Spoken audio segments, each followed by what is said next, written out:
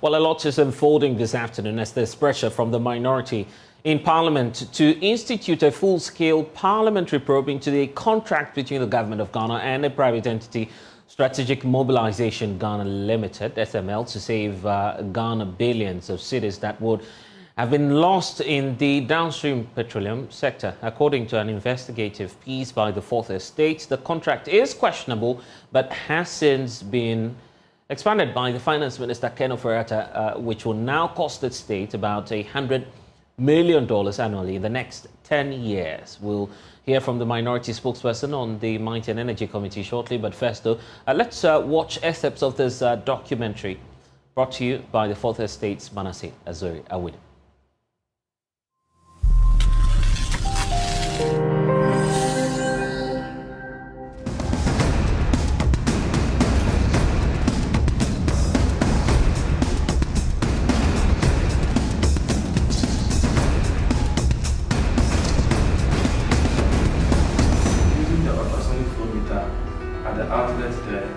Not the best way to manage a tank.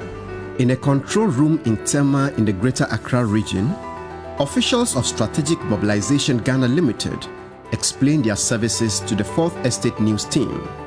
We have transistors which are engulfed in the ultrasonic clampons or the real sets. The company tried to convince our news team of its wild claims that it had helped to save billions of Ghana cedis that would have been lost in the downstream petroleum sector but for its intervention. More importantly, it tried to justify why it receives payments worth millions of Ghana cedis from the government of Ghana through its contract with the Ghana Revenue Authority, GRA. Currently, we are installing a tank aging system. By the end of our second day at SML Ghana, however, we were convinced that a company with the help of Ghana's media, had made false and unsubstantiated claims and is paid millions of cedis in a deal that appears to lack value for money. A few hours after our meeting, some of the claims began to disappear from the company's website. We were shocked at one point when government said they were bringing in an SML to actually sit at the depot where the product is lifted. And in fact, that is where there isn't much problem.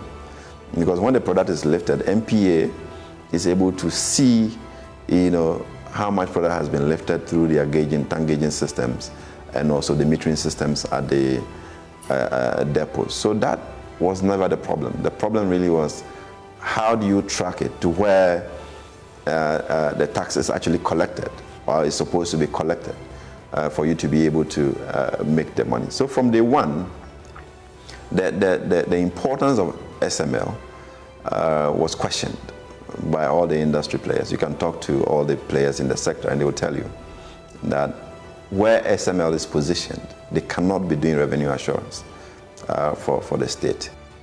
SML Ghana, like other private sector service providers, was engaged to curtail huge losses in the downstream petroleum sector. Some oil marketing companies, OMCs, which lifted petroleum products from the nation's depots, sold the products and refused to pay hundreds of millions of cedis of the tax, levies, and margins components on the petroleum products. Some of these debts become quite heavy based on the OMC's liftings levels. So that's why some of these debts, and if the person is not stopped immediately from loading petroleum products, then it means you'll be accumulating as it goes on. To stop the revenue losses, the National Petroleum Authority, NPA, and the GRA have instituted policy and technical measures with the help of third-party companies. Now your system starts with the ERDMS, and then it is ended on the ICAMs. It brings about transparency. Since 2018, regulators in the industry introduced the Enterprise Relational Database Management System, ERDMS. This platform has the NPA, GRA, bulk oil distributing companies, BDCs, and the OMCs on board to ensure transparency, facilitation, and the tracking of transactions.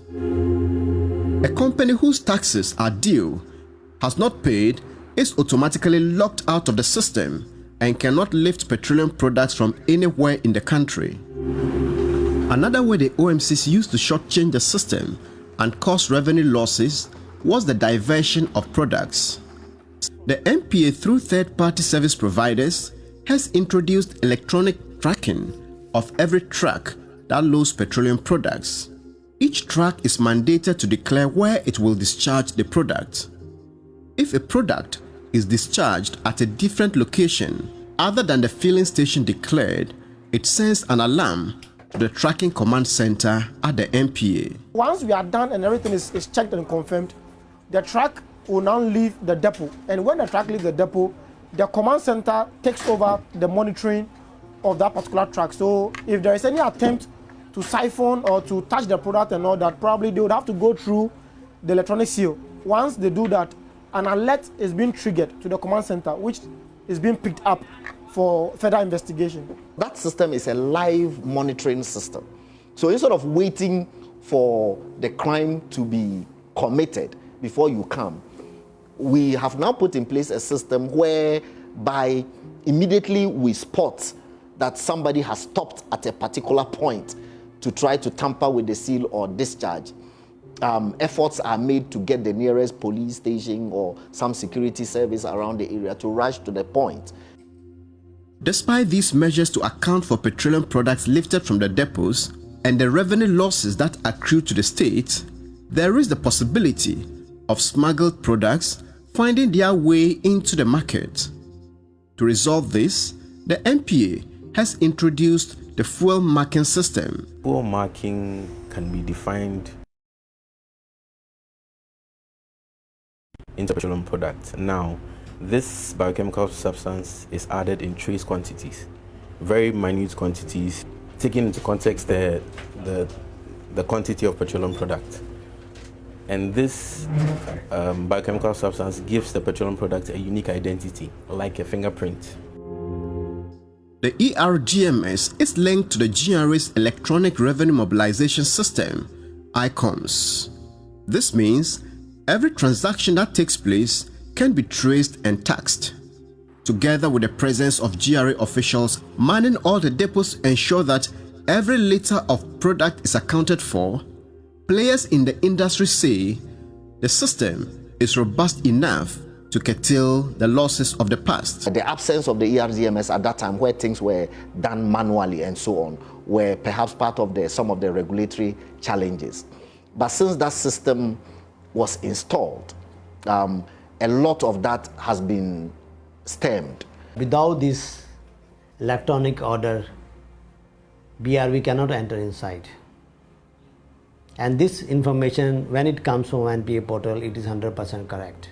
Once you're able to track whatever is happening on the ERDMS to ICOMS, I mean, by and large, you have tracked all your volumes. And once you get the volumes right, you are likely to get the taxes also correct.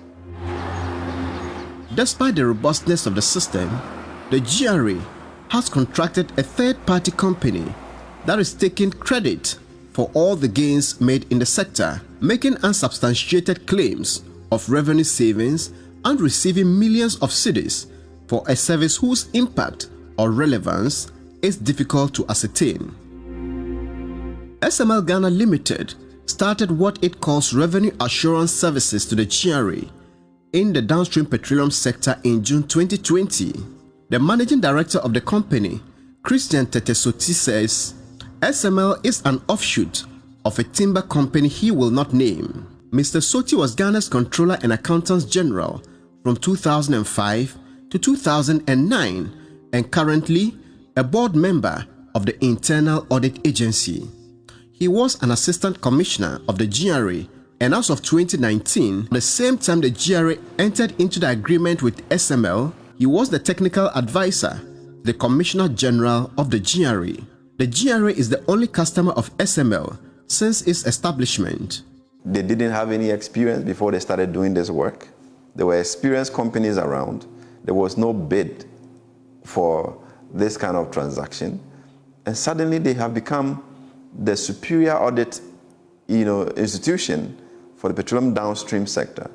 that is getting all contracts, and you ask yourself, what does it take to actually get such contracts? This is just by inference.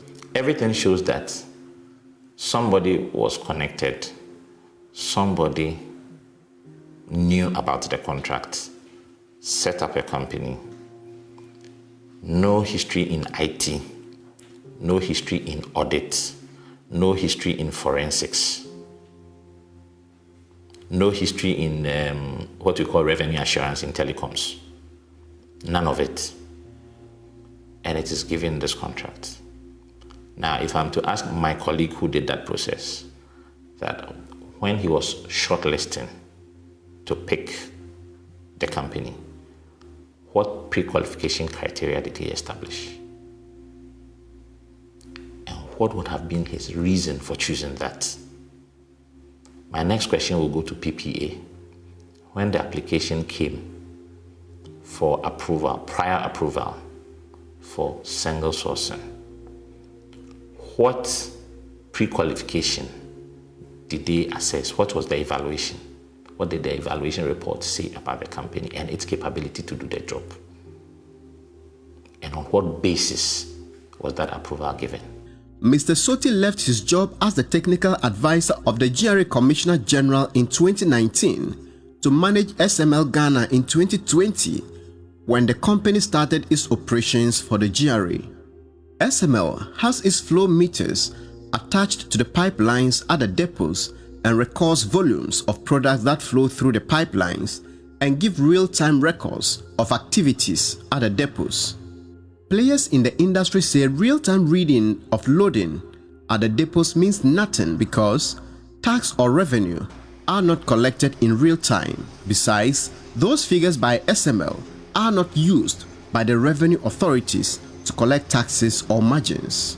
SML is being paid 5 pesos per liter for every product that is lifted from the depots.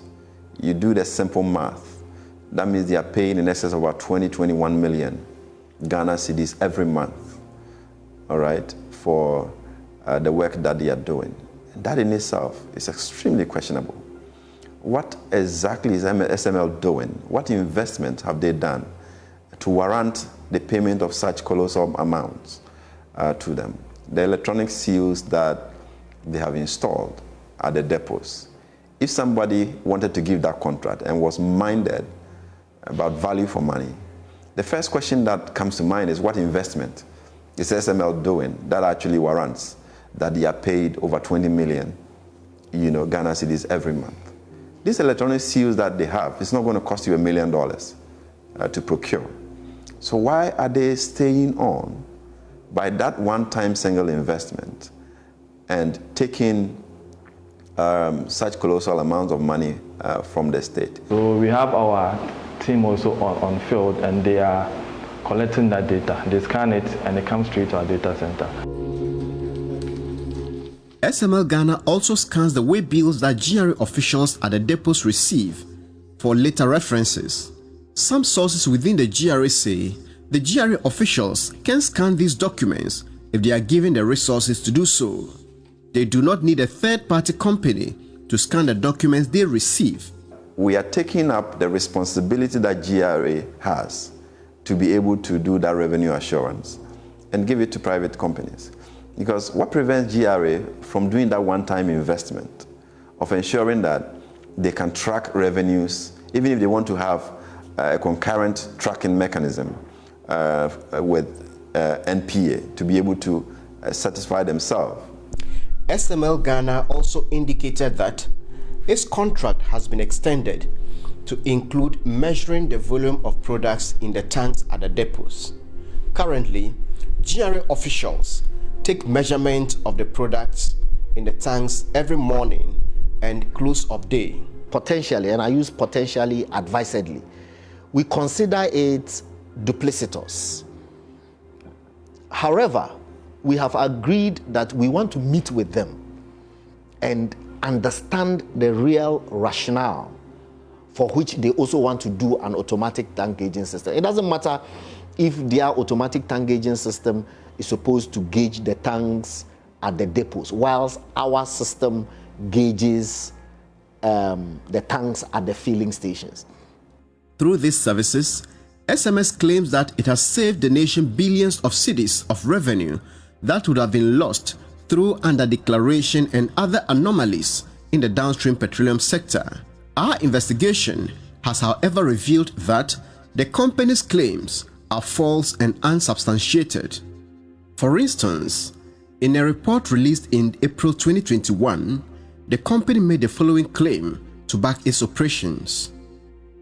Quote, "The leakages in this sector are due to diversion of petroleum products for re-export back to the domestic market and also under declaration of volumes lifted for the domestic market. The authorities have been grappling with this problem over this period because of the inadequate knowledge by the GRA officers to appreciate volume measurements. From our investigation, it emerged that the GRA officials understood the volume measurements more than the SML staff. The GRA said SML churned out erroneous figures when it included inter-depot transfers to the taxable volumes and used that to calculate revenues. Petroleum products from one depot to the other cannot be used for tax purposes because it is only taxed when the product is lifted from the depot and sold to the public for consumption." Also on the website of SML, it stated its services as follows. Quote, "The SML digitalization of downstream petroleum product measurement has stemmed the tide of underreporting, diversion, and dilution of fuel products and general non-compliance in the petroleum sector. Officials of the Petroleum Division of the GRA expressed shock when we put the listed services of SML to them. Before we started our interview with the Managing Director of SML, Christian Soti, the GRA officials present raised the claim and SML management denied stating anywhere that the company was providing those services. When we pointed the claims to them from the company's website, the Managing Director of the company said they were mistakenly put on the website. Oh no, we are not involved with diversion. We are only at the depot. If the thing is lifted, we don't know. It's GRA custom that will determine where it goes and they will follow us. We are not capable. We don't have men outside. SML admitted its claims were false, and a few hours after our interview, those claims disappeared from the website of the company. The company does not check dilution, diversion, or underreporting, the three factors the company said accounted for revenue losses in the past.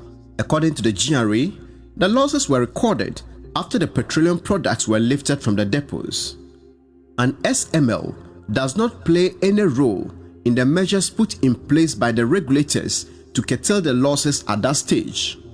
And if a company does not deal with any of the problems it said were responsible for the losses, how does it take credit for saving billions of cedis as a result of solving those problems? If you ask me about what SML has been doing or my take on the contracts that they have with the government of Ghana, it's essentially a plug-in into the revenue stream of the state, taking money for no job done, essentially, because what they're supposed to be doing is already being done, and I haven't seen any cause for them to be in that space. SML Ghana claims its activities resulted in revenue increases, but the GRA has explained that revenue increment in the sector is due to two factors. It's not only the volume increase that gives us increase of revenue. Sometimes within the period, there are changes in rates. The tax is on specific, it's on volumes. So as the rate changes and the volumes also comes in more than what it used to be previous year, the revenue naturally will grow. SML Ghana has admitted it does not add a liter of petroleum product to the volumes that go through the pipelines. The company can therefore not lay claims to the organic growth in the volumes of the product. The company does not also formulate the policies that increase tax rates on the products. The managing director, however, claims that the company takes credit for the incremental volumes in the industry because, due to its operation, those who had the intention to underdeclare volumes might be deterred. Now that we have provided a second system, this one is for the GRA monitoring. But in your monitoring, did you ever report or identify issues of under-declaration? No, we don't get into that. We are only reporting the volumes that have been lifted.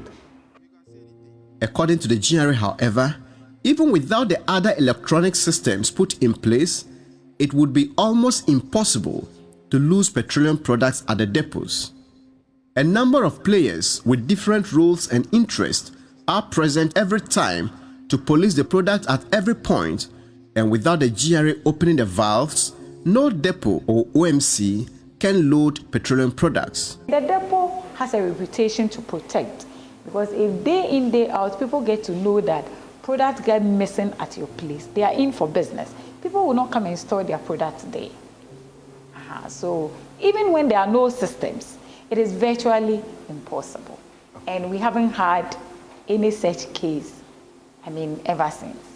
It is also important to note that although the GRA has contracted SML, the readings from the SML meters are not used by the GRA for its tax purposes. It has been the way bill figure, which is meters, the volume that is being dispensed from the meters. That is the volume we use for tax purposes. Switch meters. That is the gantry meters.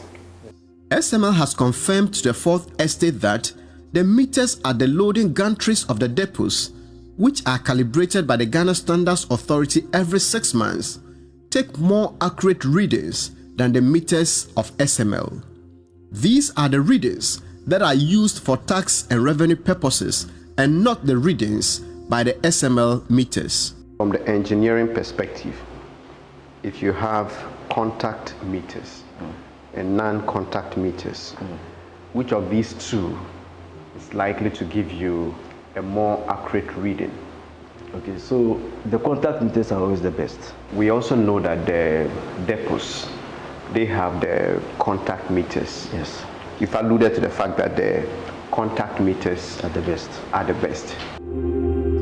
So, if the SML meters are less accurate and their readings are not the ones used for tax purposes by the GRA, can SML claim credit for the revenue increment in the sector?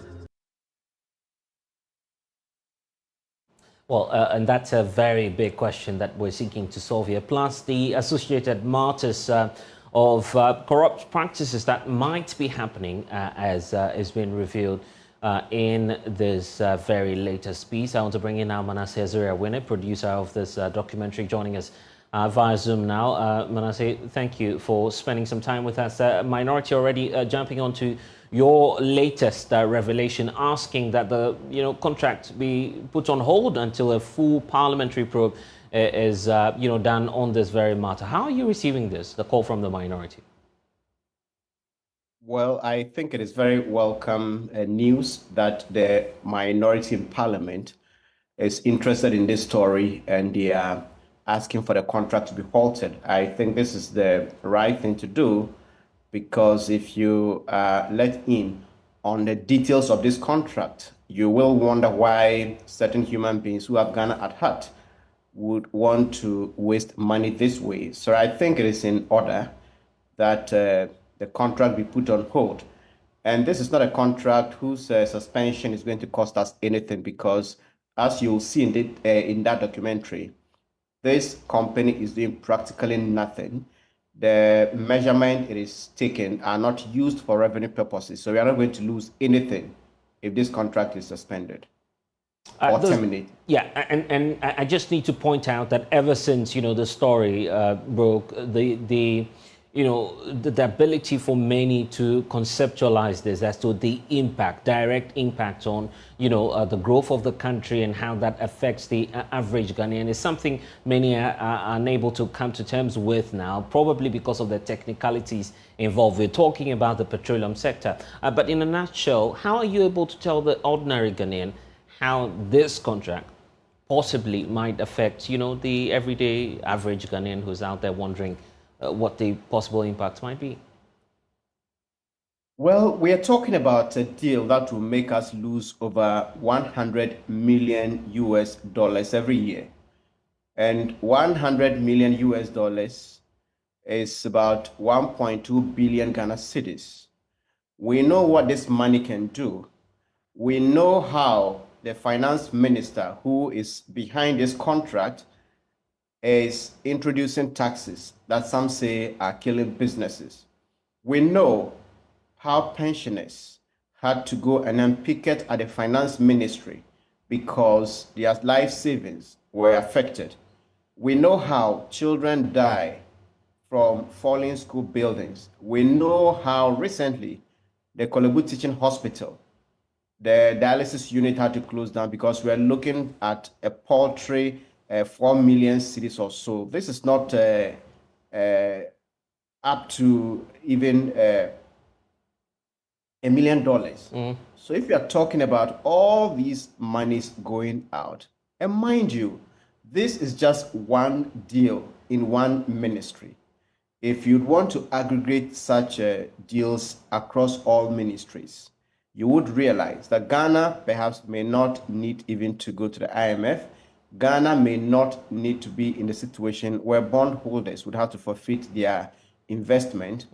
Ghanaian children should be able to have decent classrooms. And in this day and age, we shouldn't have people who are still struggling with animals to fight for drinking water. So when these monies are redirected towards public goods, people are affected. And if the money is wasted, it affects everybody, including you and me. Very far-reaching consequences there in terms of what you're demonstrating to us. But then you talk about the finance minister. Where does he come in? Well, we have evidence, at least for now, that the decision to expand the contract to cover the gold mining sector and the petroleum sector, that determination was made by the Minister of Finance, Ken Ofori-Atta. There is a letter to that effect.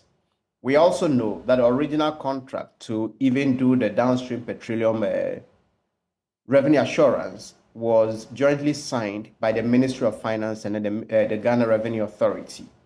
And the question everyone is asking is, why would anybody sign such a contract? This is a company that made very false claims about savings, and when it was confronted, this company couldn't say it actually saved money, and it had to admit that it didn't.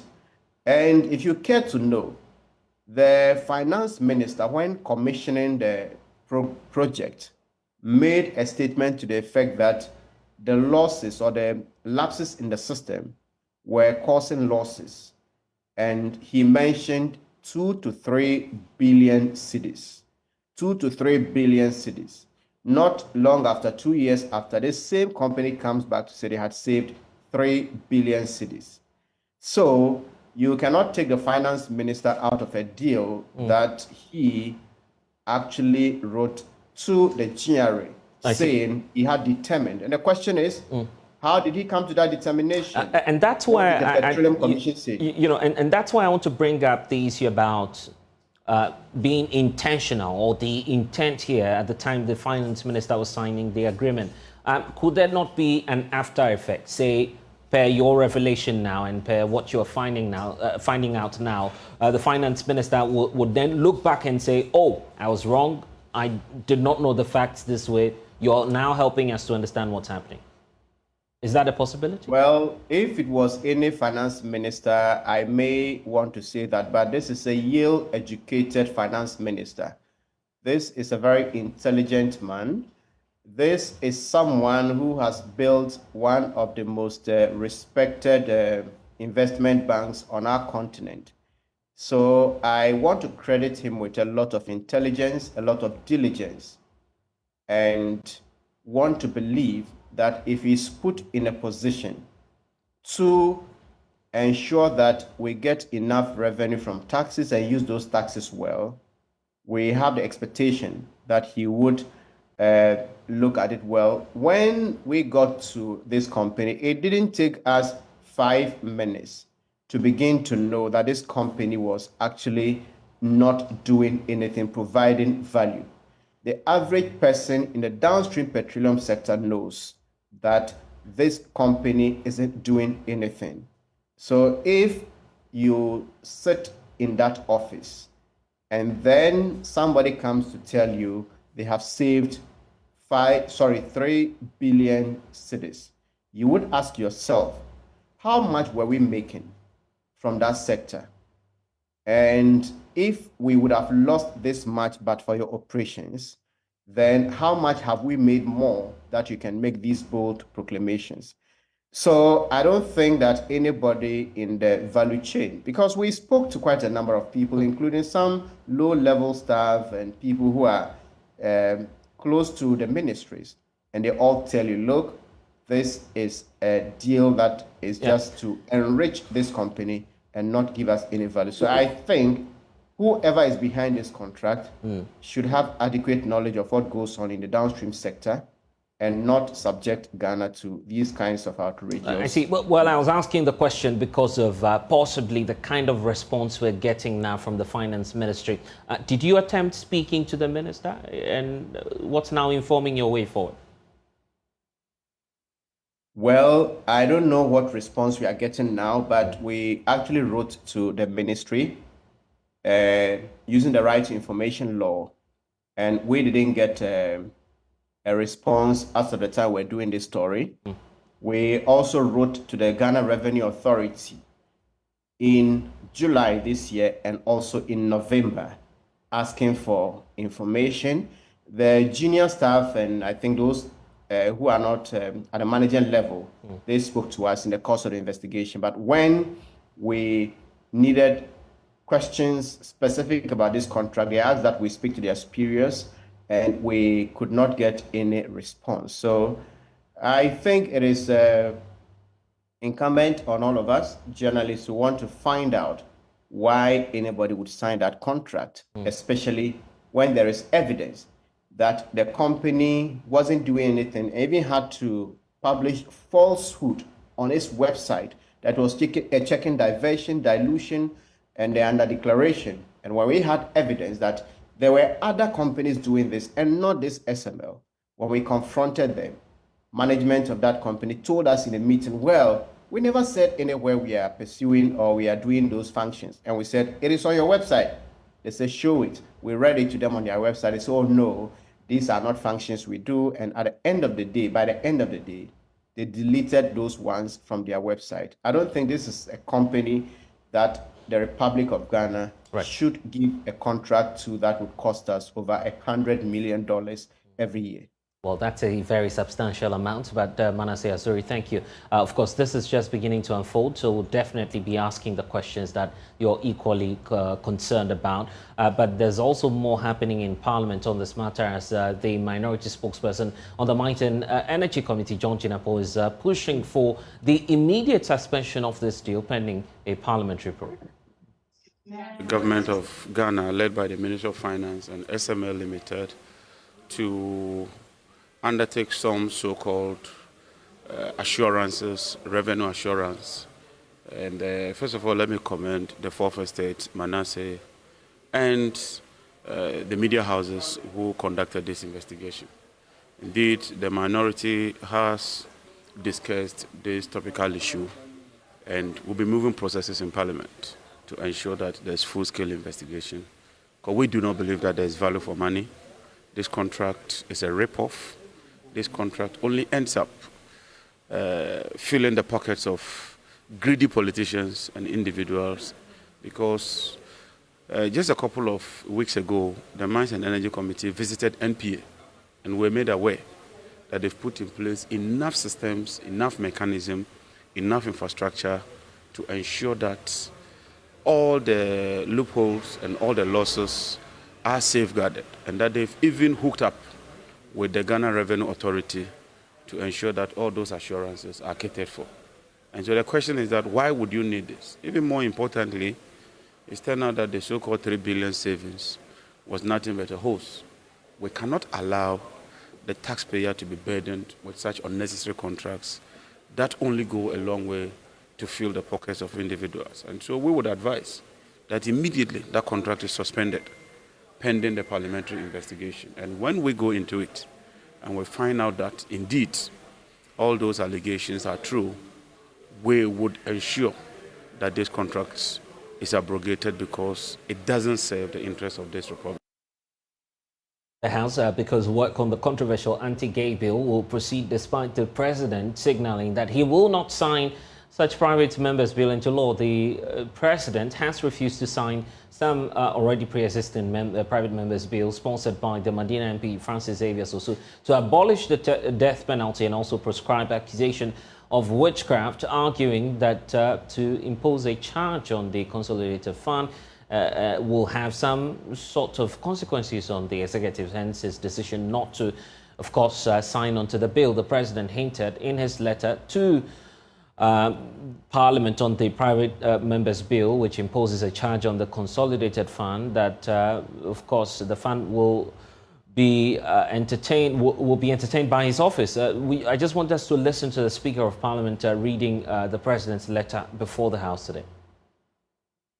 Upon a thorough review of the relevant constitutional and legislative frameworks, specifically Article 108 of the Constitution and Section 100 of the Public Financial Management Act 2016, Act 921, it is evident that the bills introduced as private members' bills by the Honourable Member of Parliament for Medina constituency, Francis Xavier Kojo-Susu, do not conform with the provisions of the Constitution. These bills, which abolish the statutory death penalty and criminalize the activities of witch doctors or witch finders, entail substantial financial obligations on the consolidated fund and other public funds of Ghana due to the projected costs related to imprisonment, sustenance, and healthcare for those who will be convicted under the bills when they become law. Therefore, in light of this significant fiscal impact, these bills should not have been introduced without prior fiscal impact analysis, nor without my initiation or on my behalf. The absence of such an analysis precludes these bills from being properly classified as private members' bills. The legislative power entrusted to Parliament comes with the responsibility to ensure that all enacted laws comply with the constitutional provisions safeguarding the nation's fiscal integrity and upholding the principles of governance. Mr. Speaker, it is for the above reasons that I, in preserving the sanctity of the legislative process, refused to assent to the bills. Asante is our parliamentary correspondent, joining us now with the latest on this. And for many who do not understand why the Speaker is vehemently disagreeing with the position of the President, just help us understand why the President is first of all making this argument premised on a certain constitutional provision. What's that? Of the Constitution says no bill will be introduced to Parliament if it's a private member's bill which has an impact on the consolidated fund in the opinion of the person presiding. That is what the Constitution says. Now, the President is interpreting this to mean that private members cannot, as in ordinary members of Parliament, cannot introduce bills to the House that has a charge on the consolidated fund, and that such bills must emanate from the executive, from the President, or on his behalf. And so these three bills, crucial ones that the President says he has no problem with, he actually agrees with their content, passed by Parliament in July, has not been signed by the President because he believes they sin against the Constitution. And today, he has offered such a detailed explanation as to why he had decided to do so. But the Speaker of Parliament, Alban Bagbin, is ferociously opposed to this reasoning. He says the President is tragically wrong and that in the coming days, he's actually coming to put out a statement detailing his opposition. Let's listen to the Speaker right after he read this letter detailing his opposition to the President's view on the Constitution. I definitely, totally, vehemently disagree with the positions taken by the President. The President has got it tragically wrong. Tragically wrong. And I will submit in the form of a statement under Article 53 my position in this matter and allow members of the House to make comments so that we can take a clear position in this matter. And I will do so during the course of this week. The President has not been properly advised, and the President has not been properly informed of the processes these bills have gone through. So I will submit a detailed write-up on it for members to make their comments.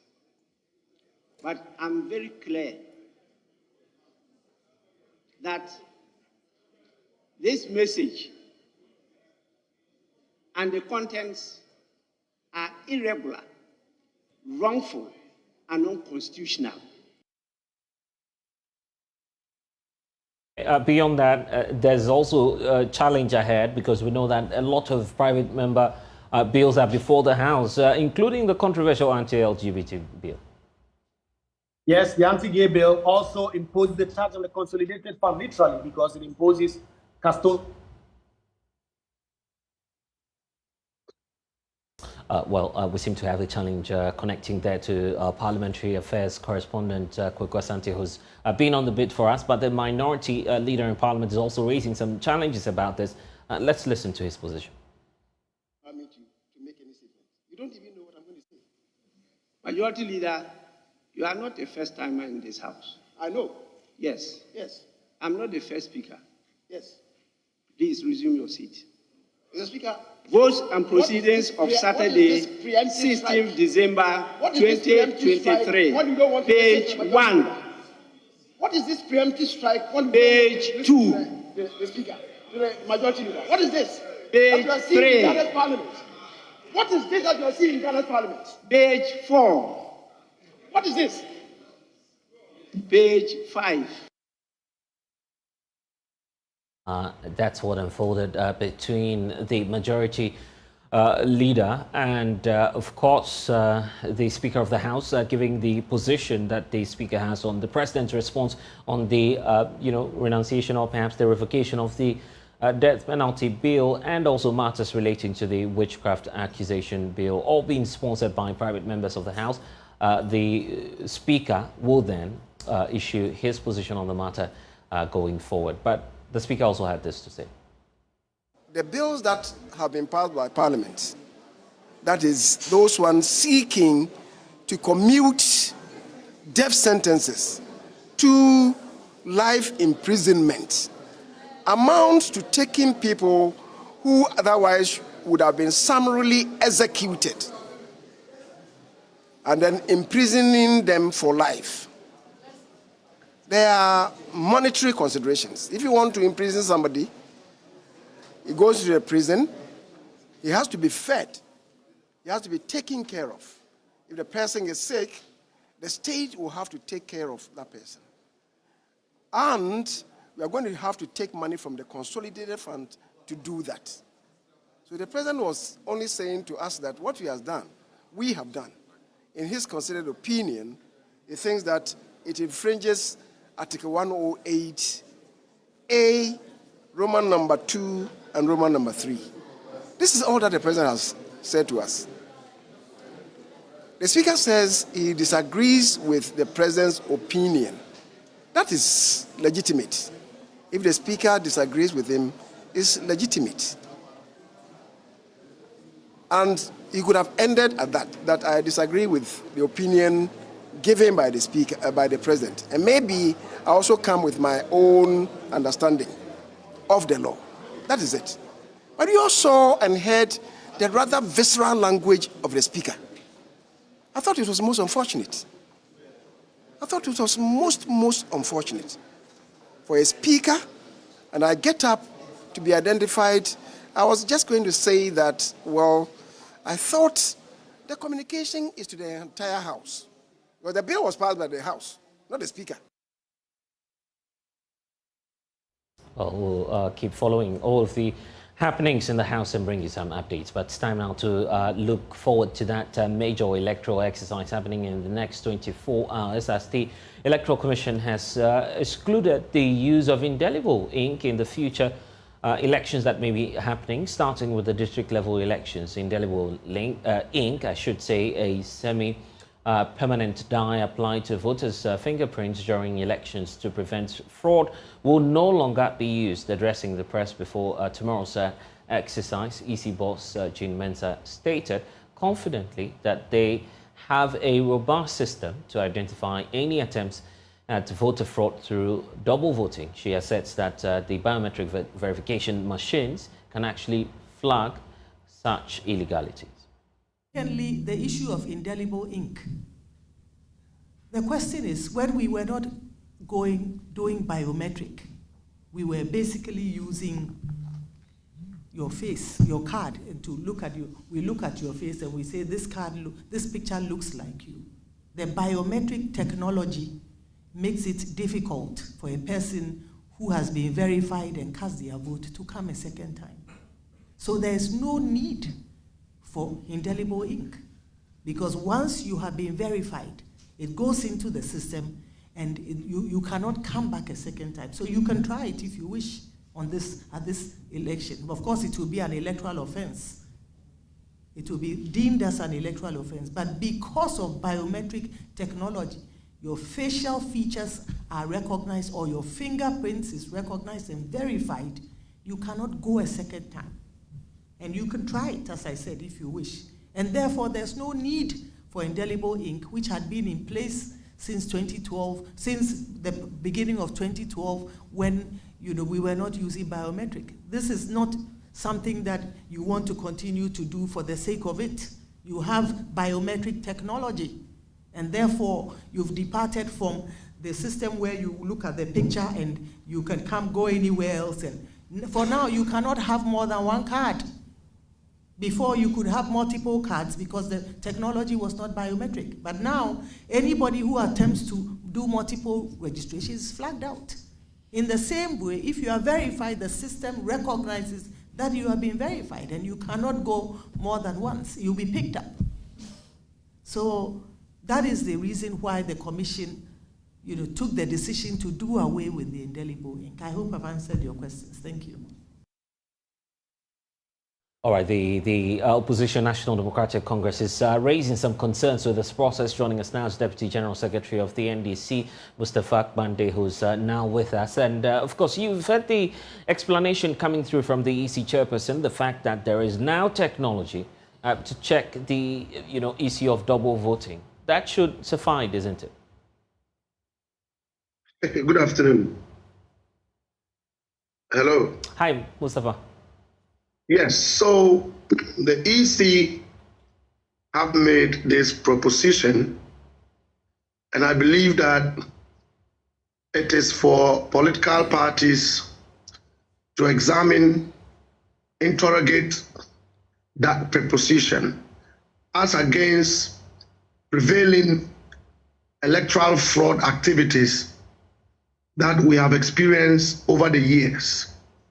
And so for us in the NDC, our directorate, headed by Honorable Dr. Omanibuama, is busy interrogating this preposition.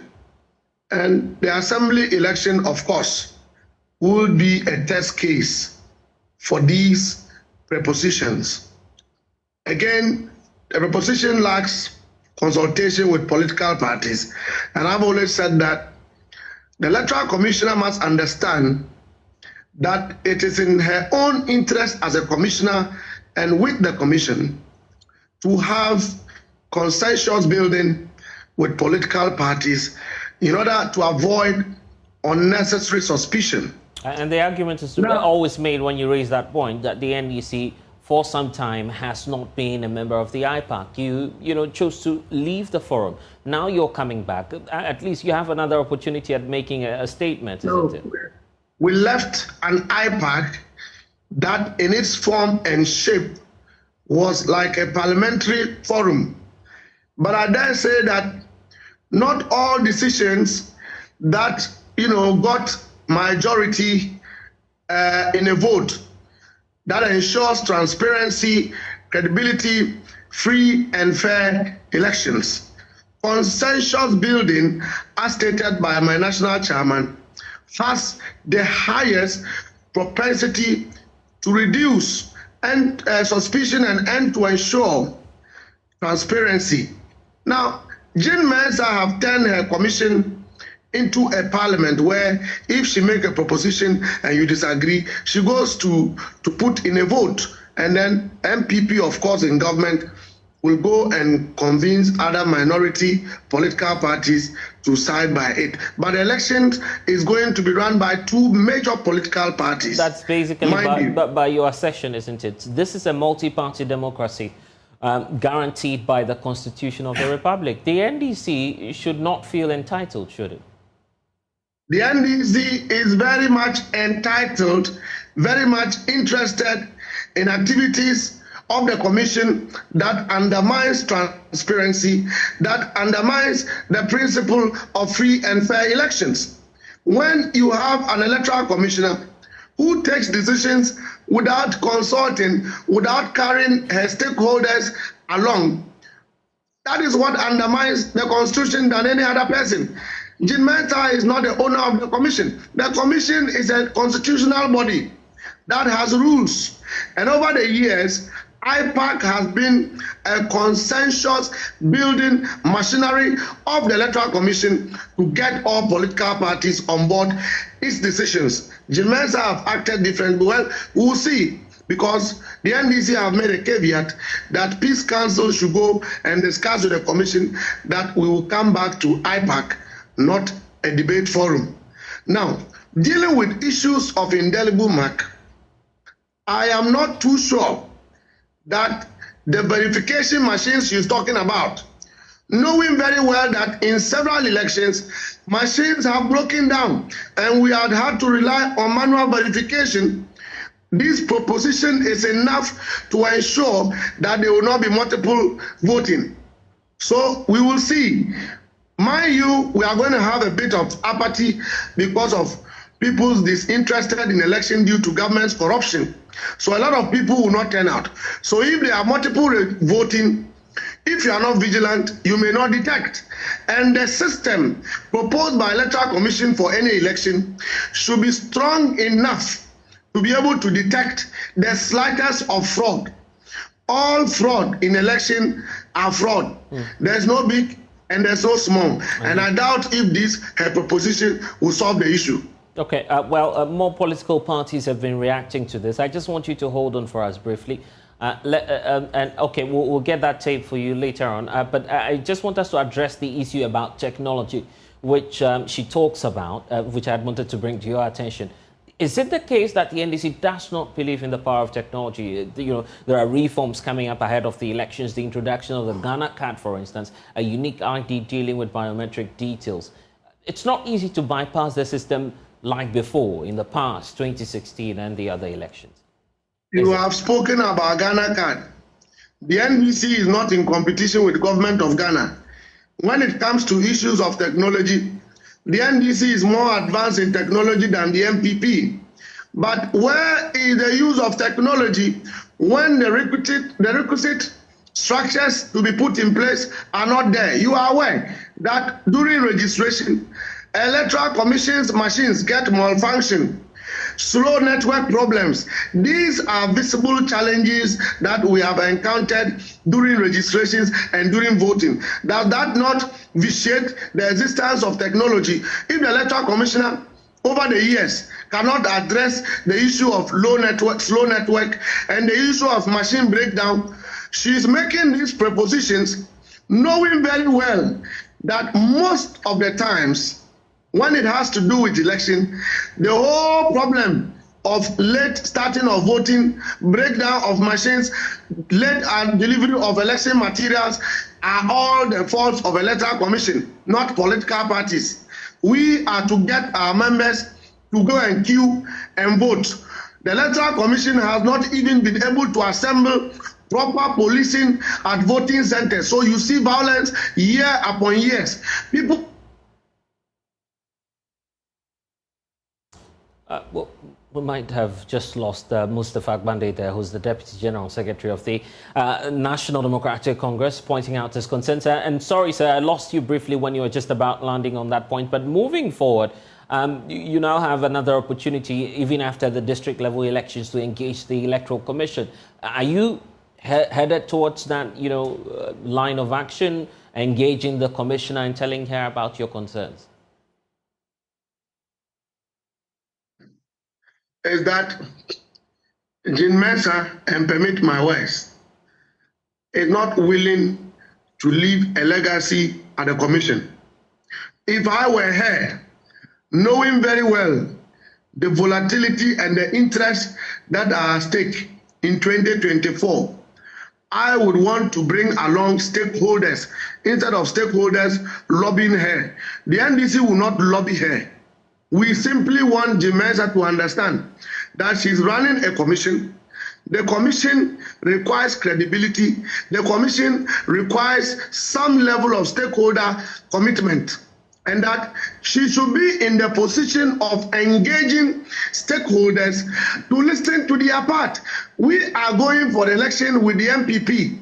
We don't have a problem sitting with the MPP to judge and to come to a consensus about the best practices of our election. Why is the commissioner so interested in taking entrenched positions and unwilling to engage with stakeholders? Yeah, but if you look at the constitutional provisions, she's not, excuse my language, subject to the control of anybody, including the political parties. The law is clear on that. And we've seen previous commissioners state that clearly, what the position of the law is. The position of the law is guided by wisdom. You cannot execute the position of the law ignorantly without being guided by wisdom. And I'm saying that over the years, people who have experience in election matters will tell you that both political parties have always sat in a meeting with the commission to decide to take consensus on reforms that will ensure transparent, free and fair election. Look, let me just tell you that the NDC will not stand down on its demands for transparency, free and fair election. Anything on the contrary has the tendency to spark a national insecurity. And I can assure you that. An indelible mark questions the integrity of an exercise simply because you have not dipped your hand into, some indelible ink. You feel that alone will question the integrity of the process? That alone does not ensure enough security-proof election system, because we have technology in place. Bravo, but the technology keeps shutting down because of network problems. She's aware of that. If she doesn't know, it means she has not been going to voting centers. And of course, she's not on top of her job. If she has information about election, she will know that the biggest challenge of this technology on voting has been network challenges and malfunctioning of machines. She should know that And beyond that, whenever that one happens, the law suggests that we rely or we switch to a manual verification process. In that manual verification, one of the key security ingredients to ensure that there is no double voting is to dip your hand in something that will identify that you have already voted. We have done this over the years, and it has helped the system. If we have all political parties except the NDC supporting this decision, now you have to take a consideration. Yeah, I was just asking the question that. Come again, sir. Yeah, Mr. Gwande, I was just asking the question that if we have a situation where all of the political parties go ahead to support the decision of the EC, IPAC, and the NDC is the only political party left, what will be your next option?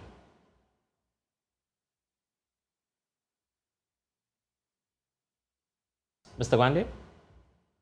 Okay, we'll definitely have this conversation some other time, but of course concerns already emerging from the quarters of the National Democratic Congress on this matter.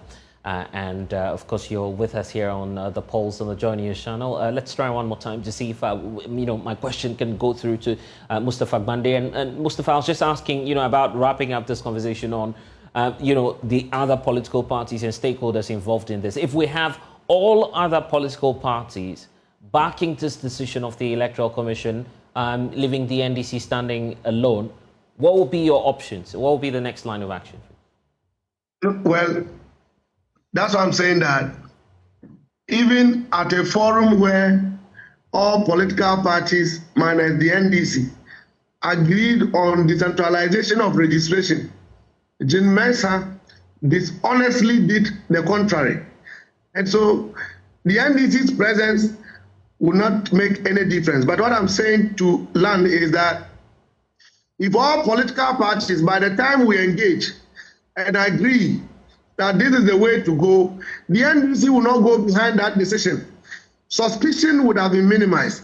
She would have provided answers. I just ask you, in cases where machines are broken down, in cases where there are network challenges, and we have to resort to manual verification, how will you ensure that there is no multiple voting?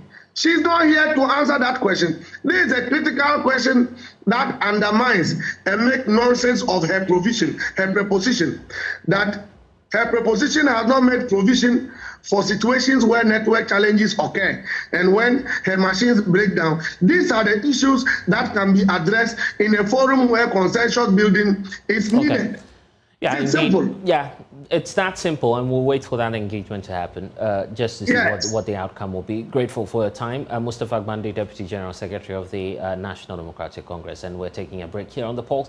When we get back, we'll talk about 10 more matters, including the latest in our series of the Schools of Shame. We'll talk about that shortly. We'll take you now to some other stories, because the chiefs of Ewoya and other communities where the country expects to begin lithium mining in the central region are demanding the payment of 3% of the earnings into a community development fund to improve their communities. They also want government to scrap the idea of directing the proceeds into the consolidated fund before transferring that to their community. Head of our energy desk, Samuel Kujobrace, has been following that story into the Ewoya community and its environs, and is joining us now with his findings. Of course, the concerns, first of all, about the chiefs in the area, but let's speak about the community for those who are not necessarily aware of, where the community is and, where it used to be until now that it's becoming, very famous for this precious mineral. Where's Ewoya located? So I'm sure a lot of people know where Mfantman Girls is. Right. It's Ortmont. When you bypass Mfantman Girls, it's about 3-5 minutes. Right. Then the junction is on your right. When you navigate the curve, it takes you like 15 minutes to drive there.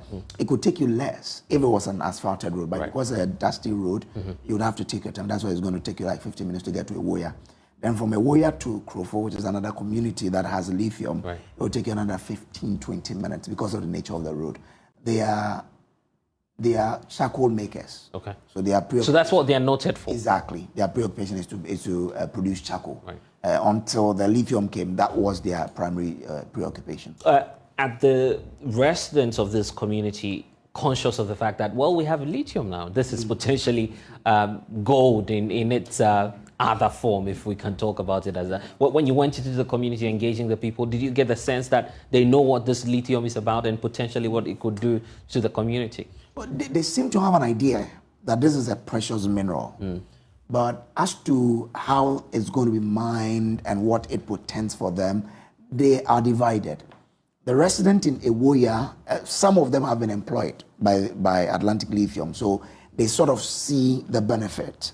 But those in Krofo don't have the same privilege. So when you speak to people in Krofo, you feel that they don't really understand what's happening. They want better education. So a lot of them have been telling us that they want the company to do a detailed mass education for them to understand what is in it for them in terms of employment creation, how are they going to benefit, and even the environment. How is the environment going to be protected from the mining activities? But now it's confirmed, and in fact, the science is proving that indeed they have a very rich deposit of lithium. The expectation from the community. So one, they want jobs.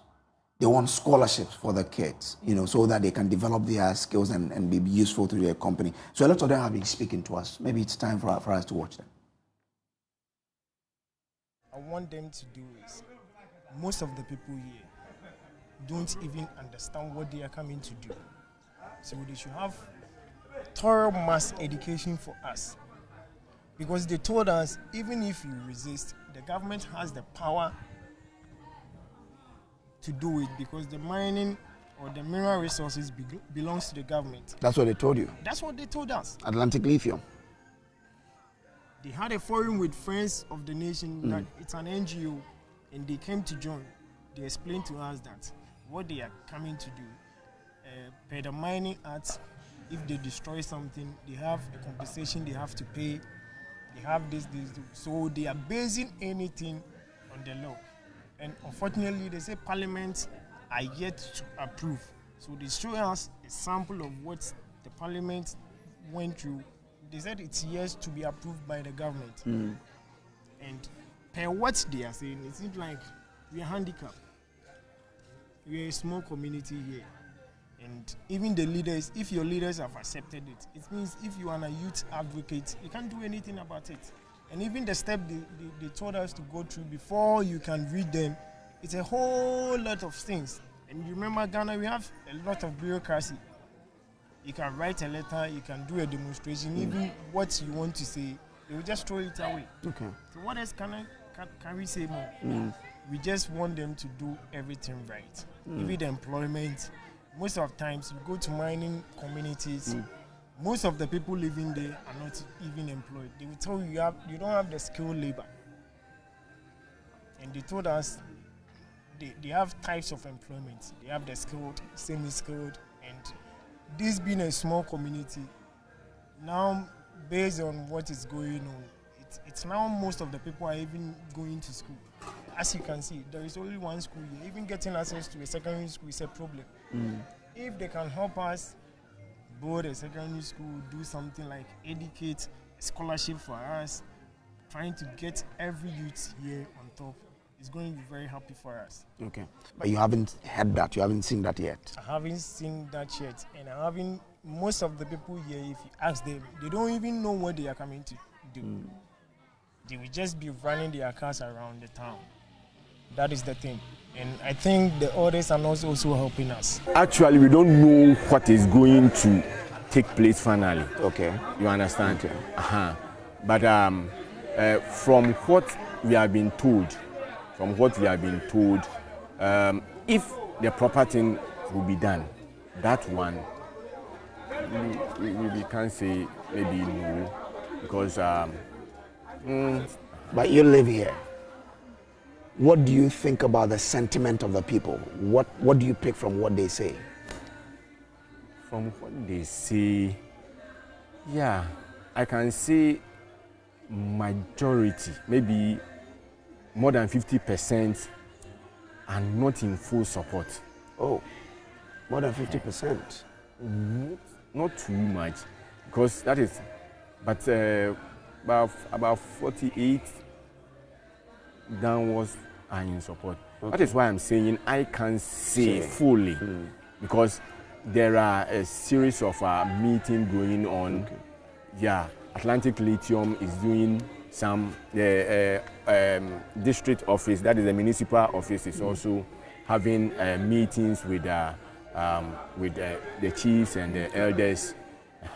So until we all come together, I can say that. But even what I'm saying is just an estimating that I am making. I'm sure you follow the discussion in the media. People say that, well, the agreement government is entering into with the lithium, Atlantic Lithium, is not too good, and that there should be some amendment. What do you think about that process? Because it affects you directly. Yeah, as yeah, I've been listening to some, and yes, more room for improvement. If we have it better than what government have it now, I think it will be good for all of us, the country, Ghana as well. So if there's something that could be done about this, which will better Ghana, I think why not? What do you want changed about the agreement now? The agreement. Well, I think the percentage should go up. Which one? The royalties, the free carried interest, the community development? All of them. All of them. Okay. Yeah. That's very instructive because it's not only the CSOs that are now raising concerns about the royalties and the percentage that we'll be getting, but also the residents you're speaking to. Yeah, exactly. So they want the percentages to go up. Now, the chiefs tell me that for them specifically, it is what is going to come to them. And you know, in the agreement, there is a 1% community development that's levy. supposed to come to them. Exactly, go to them. They are saying that the 1% is too low. The government was able to get royalties increase from 5% to 10%, increase its freeholding from 10 to 13%. Why did the government keep theirs at 1%? Because for them, once a lot of people are coming into the communities are growing, and therefore their needs would also increase, and therefore they think that the 1% should increase to at least 3%. Let's start from the chief of, I think, the Warrior first. Right. Yeah. About to know ye my 10% no. You know what? Remember the fool say no mum. Here 1% no. Na me chere say on the extra ban. On for being count. Second, consolidated fund now. I think if government can agree with them on the current conditions for them to start the mining operations, it will be good. But for our 1%, we plead with government to increase it. Again, the consolidated fund, they want to put that 1% in. We, Nananum, disagree. We want that to be put into our own fund to be managed by us and the company for easy access to the revenues. This will help us implement development plans easily. If we get 5%, we will like it. So government should look at it. We're proposing 5%, but if they get us 4 or 3%, we'll appreciate it. Abano you start at 5%.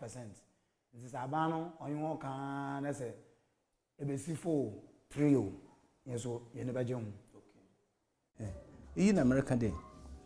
So what's why agreement in 1 year? We said the 1% meant to what the capital percent to do. And so why and she share 1 year in American onion. So if they are drafting an agreement, they should do it well, because for the 1%, I haven't heard them increase it. Why haven't they increased it when that is coming to us? They should increase it. If they can increase the 5% to 10%, then they can equally increase our 1% too, because the populations of the communities are growing in size. When I came here to school, this was a very small village, but today look at how grown it is. Every community grows. So if the share of the communities is 1%, then government should have thought about us well when it was planning. At least if they take it to 4 or 3%, that will be fine. That's already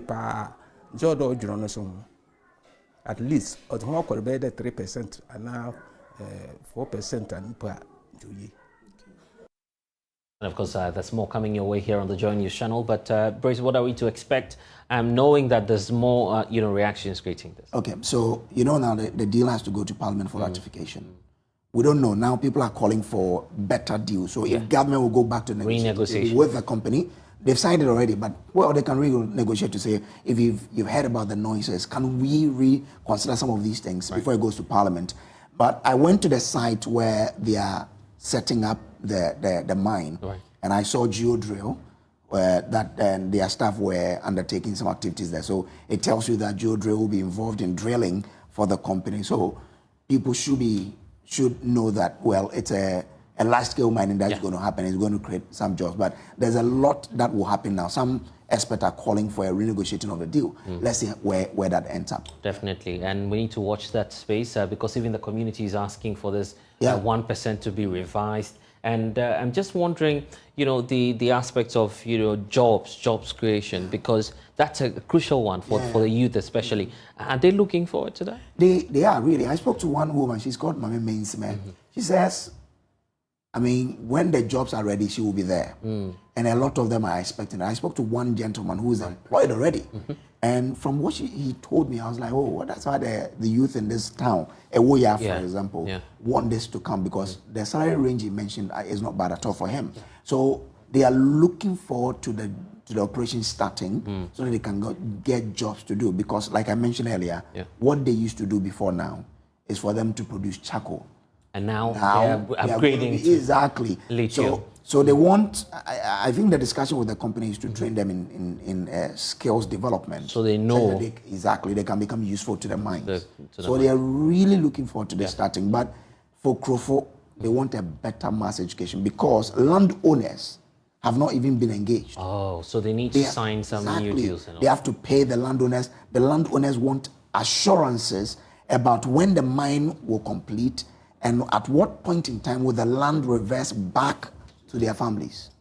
These are questions that we'll be seeking answers to. Mokojo Bracer will be back in the evening with more on the Joy News channel on Joy News Prime. You want to make a date for that, but let's embark on a journey to an extraordinary basic school. It's the Tafiano DA Basic School, where the serene landscape of a cemetery sets the stage for the daily challenge faced by educators and learners due to the deplorable nature and state of the junior high school block. Pupils find themselves struggling to find moments, of course, to concentrate and to learn. How can you focus with the bleating from goats and, of course, the conversations from passers-by and also moving cars in the community? Seriam Abladi Souza has been to the community and brings us this week's episode of Ghana Schools of Shame.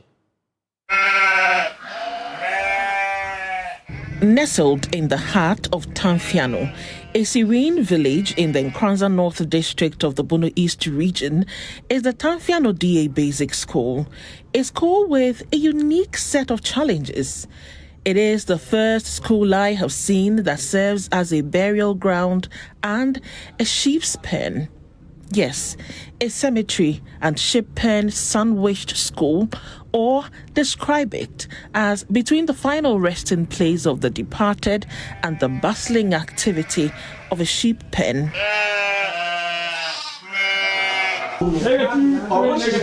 Teachers here are forced to compete with each other's voice as well as the rhythmic grazing of sheep, creating a sound that contests with the disharmony of honking cars and the persistent grinding of motorcycles passing by. Their pupils also struggle to focus in class due to the same factors serving as a constant distraction to the pursuit of knowledge within the school. Say your school muhai enye ade papa say ye betina masua ade nti. Ye sua ade kra na ye ho tete. We feel uncomfortable when learning. The bleating from goats, conversations from passers-by, and moving cars distract our lessons. We can barely hear our teachers when they teach. Class from teacher nature Ubetie de omo kan bo untie ha idia. Na face so cars ne mponche a mu ye dede ni na so na wo hwe ho no. Be teacher ne be kan untie. We are pleading with authorities to build the school, a new structure for us. There are no classrooms, no furniture, and no teaching and learning materials. Said ye need chop kukrampa ya de betre se nkonwa se ya na de nkonwa free fie ba ye nua no monkitu anim se ubehu obi ba no so na konwa obi onya konwa no atena fom tie be slaban so be boa yen amayanya school kama atena se yesu ade kra na moa no etim ben na ma ebinum timi rare class akra na eden ye pamom. Animals sometimes enter our classrooms while we are learning, and we would have to stop and drive them away. Our attention is always divided because while listening to the teacher, you're also tempted to focus on conversations and activities going on outside.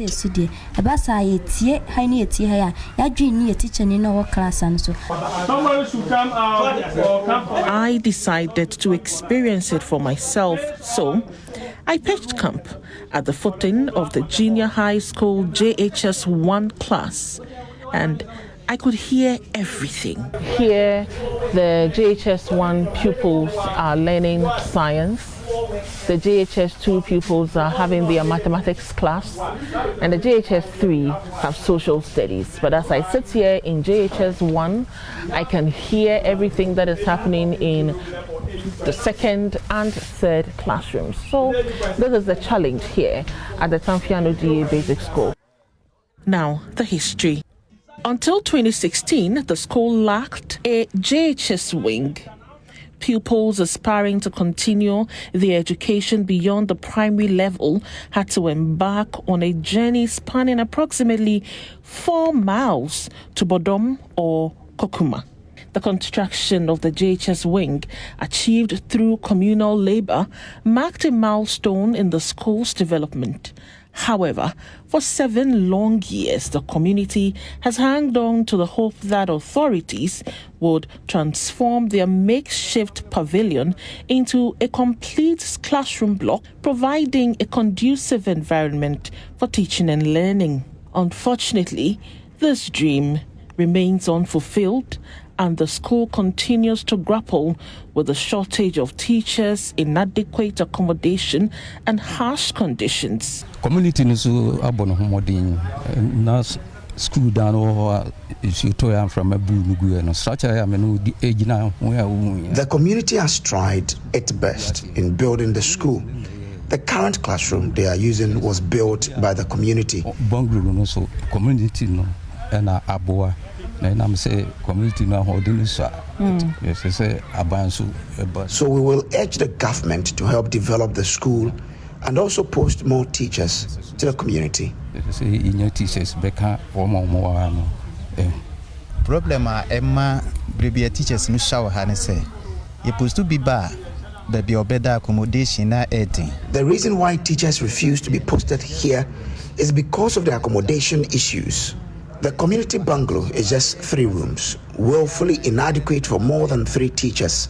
Also, there are no rooms for rent. The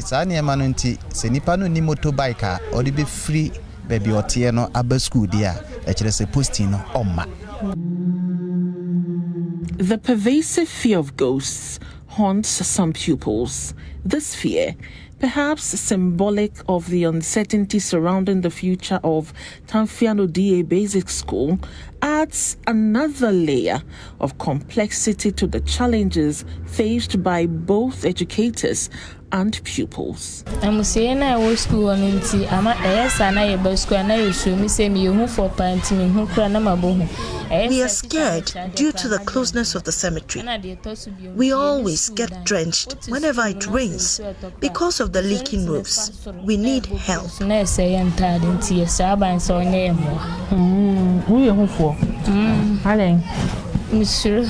Who's rolling? Monsieur Musse and Monsieur says some and baby about if you say every car with school, a bus school car, it's say, yeah, bar. yɛntimi nsua deɛ yie atam so bɛfiri fie aba na mmanfo aba bɛhyehyɛhyehye jot mo ne nneɛma agu ayi no so nyinaa wobɛba afei na wobɛfrɛfrɛ na wobɛprɛ. Chris Ameyaw and Mr. Apia are two of the three teachers who handle the junior high school. They did not shy away from sharing their frustration. One teacher teaching here, the voice you also hear at the same time. The children also is also listening to what different person is what teaching, so it become confusing. At times, even a teacher may create a jokes in one of the class, whilst some of them will be here laughing.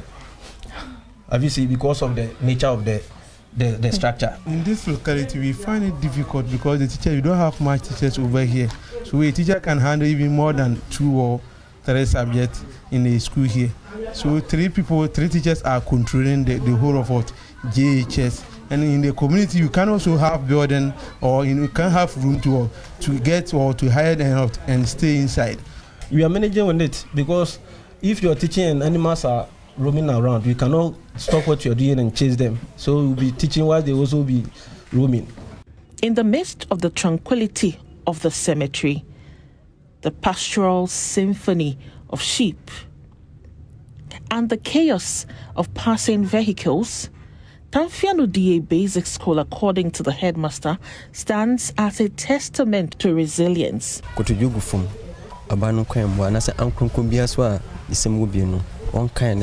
all these challenges, the students still do well in academics and competitions. So, I know that if things improve, we can do better. Upon all these stretches, better accommodation, we can do better. The community, undeterred by the myriad of obstacles, continue to hold on to the hope that one day their school will be transformed into a haven of education, free from the distractions that currently pervade its grounds. Peter Anti, the Executive Director for the Institute for Education Studies, joining us via Zoom now. And very touching story there, looking at, a school saddled, between a cemetery and then you have some grazing going on there. It's not a funny situation at all, but of course, the lighter side of, the story. But let's get to it in terms of the, remedial measures. Is it time for us to, find a reform around which we can fund and of course support rural or community schools, because it's been a challenge having the local authorities seeking control over the schools and then the central government through the education ministry also doing same. Where do we go? Yeah, thank you and good afternoon. Normally when you give me the name of the school, the first thing I normally do is to look at the statistics of the districts where the school is situated. And I can assure you that most of the schools in this particular district, in Kranza North, have similar situations like the Tafiano school. In fact, out of the 499 classrooms in this particular district, almost 20% of them needs major repairs. When you say a classroom needs major repairs, it means that that particular classroom is not good for people to sit in for any academic work. Right. It means that the buildings are likely to collapse and so on and so forth. And that is for the district. So looking at what is happening in this particular school, I'm not surprised at all, because that is what is happening. That is a clear picture of the situation of the basic schools in this particular district.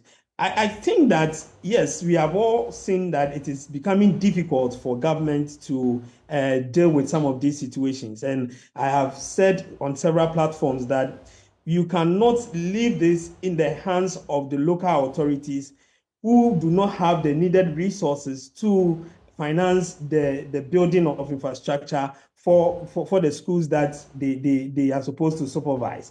So what you need to do is a plan that seeks to support deprived schools.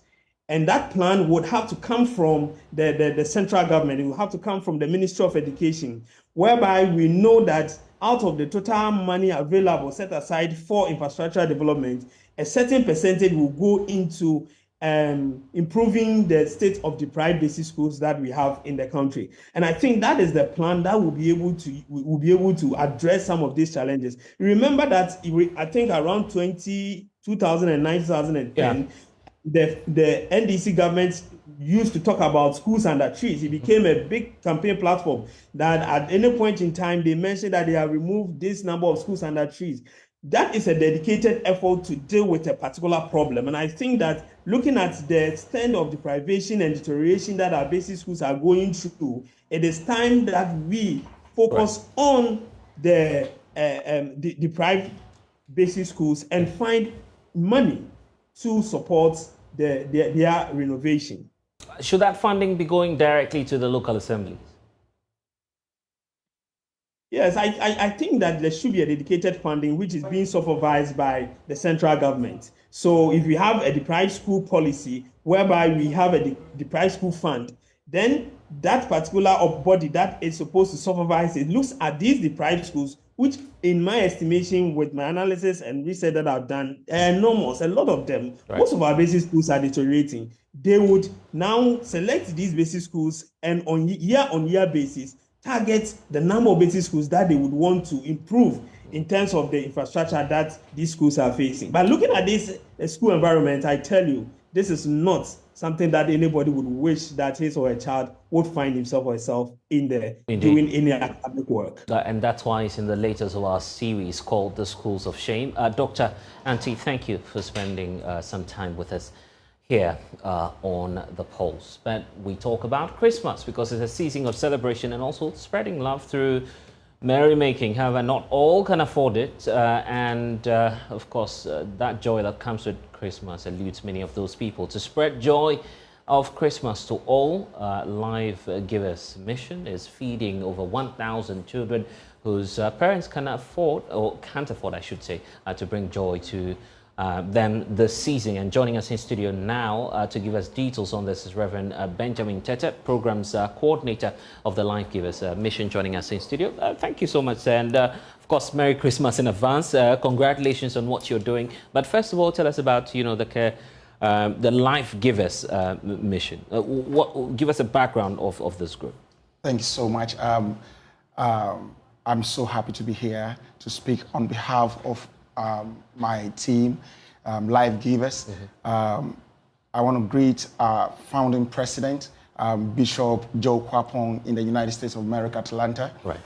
This mission aims at doing something brilliant to our Ghanaian communities, extending love to every home, every people. I mean, as many people that are destitute and are broken, we seek to reach them in this season with the arms of love. I see. And we know about the upcoming project. I can see that, of course, it's all inscripted on the T-shirt you're wearing. Feed Shabu. Shabu. Let's talk about that upcoming event and what you're seeking to achieve and why the focus on that community. Okay, we have a vision to give hope to people, to give hope to families, to make them know that there is a better life tomorrow. They should not give up in life. Yeah. Today, things may be very bad, but we believe they have a chance of having a better life tomorrow. So we extend love to them so that they can have the realization that life can get better at any time. I see. Are you open to having more people join the cause and to support, the Life Givers? Yes. Our arms are widely open. Right. We are expecting gifts or any gifts that would come. We are ready to accept them. If you wouldn't mind, sure, you could put out the contact, but very slowly, so that, of course, those on TV can follow us. And you have contact details, location, where people can, of course, just reach out to you. Any detail you want to put out there? Okay.